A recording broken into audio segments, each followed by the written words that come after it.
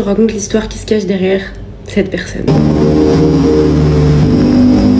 Je pense que tu l'as reconnu, c'est Jeff de Killer. Au départ, Jeff était un jeune homme de 13 ans et il s'entendait super bien avec son frère Lai. Ils étaient vraiment comme ça, ils se quittaient jamais. Un jour, ils emménagent dans un nouveau quartier avec leurs parents et ils sont pas très bien accueillis par l'entourage.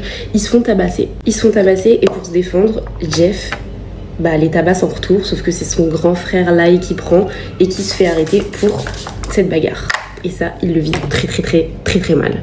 Quelques mois plus tard, il se refait embêter par les mêmes garçons et là pour Jeff c'est trop, il veut prendre sa revanche, il veut venger son frère et il les tue tous. Enfin, tous sauf un, et le dernier qu'il ne tue pas, il va venir mettre de la javel sur le visage de Jeff et il va mettre le feu. Jeff prend feu quoi. Là vous allez vous dire, mon Dieu, mais c'est comme ça que Jeff meurt. Pas du tout, il survit et il se réveille à l'hôpital. Je vous laisse deviner dans quel état on va retrouver Jeff. Quand il se réveille, en fait, il a plein de bandelettes autour de son visage parce que du coup, son visage est brûlé. Et quand on enlève ces bandelettes, en fait, on retrouve un visage complètement brûlé. Et quand Jeff découvre sa nouvelle apparence, il adore. Il rit un peu de manière creepy et il fait « mais... j'adore ce nouveau look ».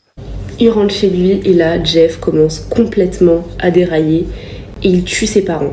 Il avait entendu ses parents dire « écoute, je trouve que Jeff est hyper bizarre depuis qu'il est rentré de l'hôpital ».